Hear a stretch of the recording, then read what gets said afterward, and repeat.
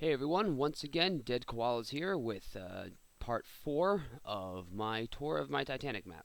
This time we're doing A deck.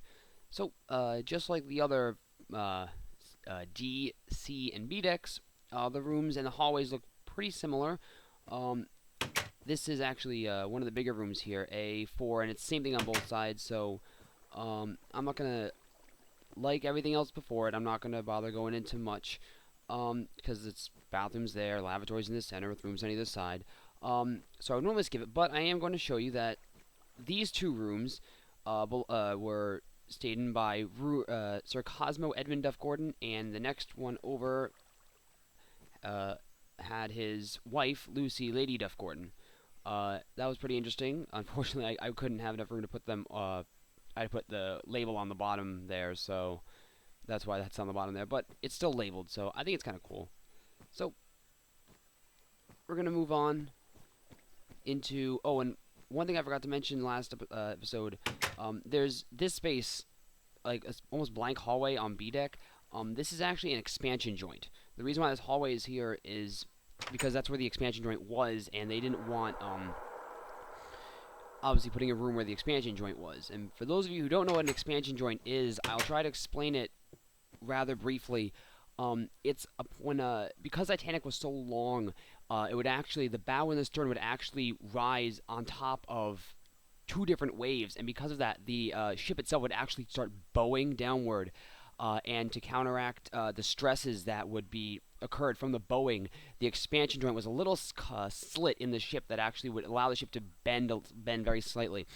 And unfortunately, this ship had a very poorly designed expansion joint, which is one of the reasons why I think the ship actually broke in half. There are many reasons why it broke in half, but everyone thinks differently. So, anyway, this is the grand staircase with the dome over there. I fiddled around with the dome a lot because I didn't know how I wanted it to work or what I wanted it to look like because it's difficult to get the exact dome look in here. So I settled on this design. I like it. So that's what that is. This is the main part of the grand staircase, like I said before, and we're going to continue on going this way to the reading and writing rooms and the first class lounge. And this thing, if you're wondering, is a revolving door. I fiddled around again with multiple designs of these, and I figured this one looks good, and it's still pretty practical. So first up is the reading and writing room. And I didn't know this until I did a little bit more research very recently that this room was actually designed for women of first class. I didn't know that. I didn't know that at all. I thought it was just a reading and writing room generally, but apparently it was designed for the women uh, passengers. Enchantment table over there. Just a library, pretty much.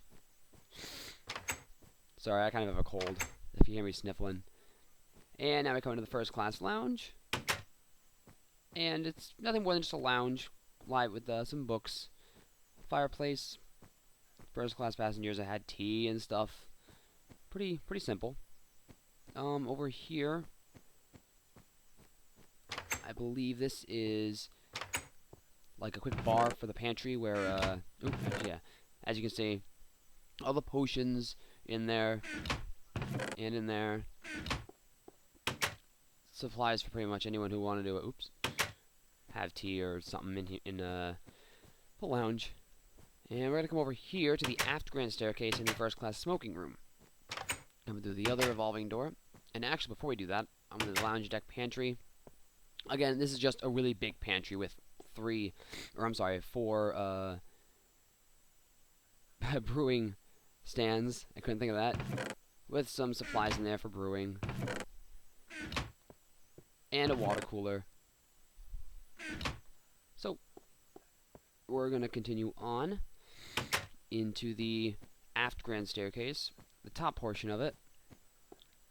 And it's pretty much a copy of the forward grand staircase, so it's nothing really too special. Coming into the first class smoking room, there